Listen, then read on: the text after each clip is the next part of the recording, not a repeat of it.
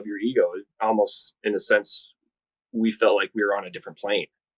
Yeah, and from my perspective, I've always had the idea that ego was like a bad thing, like you have too much ego or that guy's on an ego trip. Like you hear these sayings of like, big ego or ego's bad or even in maybe shamans or spiritual leaders or Uh-huh. folks would say ego death. Like ego death's important, to really go beyond yourself. But I'm starting to think I don't know if ego death is the right thing, because if ego is you, like ego is this is my ego, and sometimes it can get out of control or unmanageable. Maybe that's the key, not to kill the ego, because ego is you. Ego is what defines us. Ego is what makes us unique. Maybe we just need to understand how to manage it better. Because the reason why I haven't been on, the internet or interacting with folks as much, and I wasn't even taking pictures. I hated even taking pictures, and I had a lot of preconceptions of what would happen with that information being available to folks. And having that information out there and available for people also gives an availability for negative things to come into that bubble. And so I felt that if I don't want any negative things to enter my bubble without my permission, then I just don't play the game. I'm just not on the internet, and then I can't have those stressful problems or those dramatic problems or those things that may come up because of being on there. And I thought I was doing the right thing. I really did. I was like, I'm protecting myself. I'm protecting the people around me by not making that an option. Like it's not even an option because I'm not there. But then after you and I, you guys meeting up and talking and discussing a lot of this stuff, I realized that this is actually an opportunity. Now that I understand what's going on in my life with my own ego, this is an opportunity for me to set a slate of using my talents and abilities to hopefully empower others or make a better space. My ego can go beyond myself and open up a positive, awesome space for anybody, really. And so the ego, I think, if we're not careful with how it's managed, yes, it can take you into a really bad space, really bad place, and maybe birth some bad things, or it's utilized as a great tool in this realm to produce a ton of positivity and develop and create new things.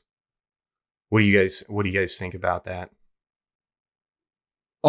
Yeah, no, I totally like where you're going with it. I think a little bit on your part, and this isn't a slight towards you, Max, but it definitely, you can almost say that you had some ego of not wanting to be on social media. In essence, that was part of you saying, no, I'm better, not necessarily better than social media, but you felt that it was something that you didn't need in your life, or it was just complete garbage, right? Sure. Yeah. But I also Complete think garbage. that No, if we if you ask should kind anybody, of, before we continue to go on, I think we'll define ego a little bit more.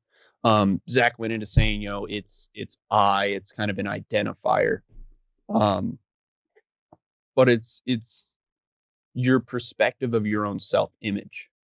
It's kind of how you look at yourself and perceive yourself to be, whether that be, oh, I think I'm better than everybody else, or oh man, everyone somehow knows how to do everything. I don't know how.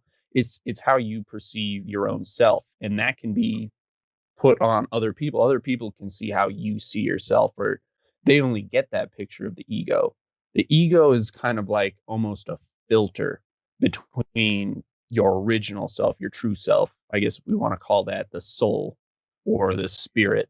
Um, the ego is the filter that it goes through that, and other people see what comes through that filter. You guys get where I'm going? Oh yeah, glad you said that, because I remember when we stumbled across that, what was like the first or second definition of ego, where it was defined as the part that mediates between the conscious and the unconscious. And I think that really hits well with where we're trying to go with this. Yeah, that Certainly, yeah. that is super interesting. I actually don't have it. I don't have it available here to pull up right away. Dang it! But yes, that when you do go look up the definition on ego, it does say mediates between the unconscious and conscious, and that was huge for me to read, really, because I expected to see something like about Freud or something like that saying, the ego is like so bad and like all this other stuff, preconceptions, right? Preconceptions in my mind without actually really going into it. And then reading that, I was like, okay, so is that this? Is that this avatar? Is that this person, this physical being? Because we all have this person, like I have Max back here that no one else sees or no one else experiences. That's just Max, me in my head, right? And then, like Jake said, the ego is like a filter. So when I think something or I set my mindset to do something, well, then this part of me ends up doing that.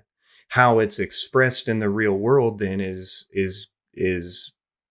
grabbed on by another ego or another a filter. So now what happens in your mind goes through this filter out into the space and then back through another filter and into that other person's maybe soul or mind or whatever I guess we want to call it. Comes from you out through your ego into reality, into someone else's bubble, right? Where it's then filtered through their own ego to get to their own self before they can even get, an actual idea of what they saw. So when we're doing things or living out our lives based upon our own bubble, from behind here, Jake's soul is doing this and then putting it out there. It's not in its purest form. People are only going to see a filtered version depending on who they are and depending on what your beliefs and what your way of going about life and what your ego determines. It could be anything. The perception is always, there's just all these little variables that come about before another person can get a message across.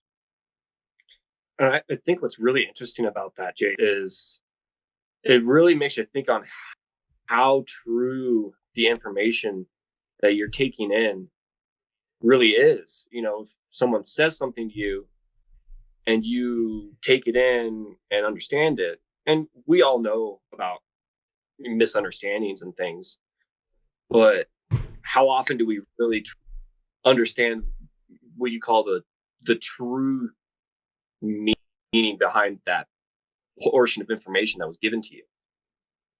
You know what I mean?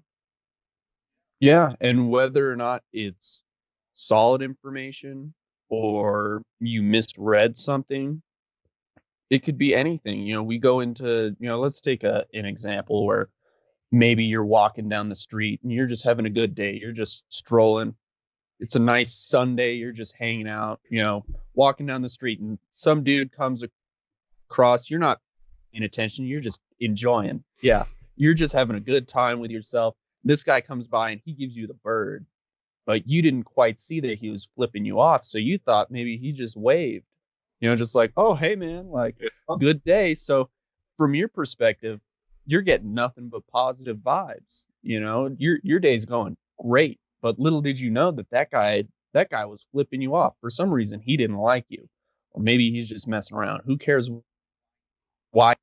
But your perception of it, because you got in different information than what he was putting out, you have a different perspective, i.e., a different reality of what's going on. Because this dude's like, man, I hate this guy. I'm going to give him the bird and I'm going to move on with my day. And it's crazy to think of how different reality could be just based upon your own perception.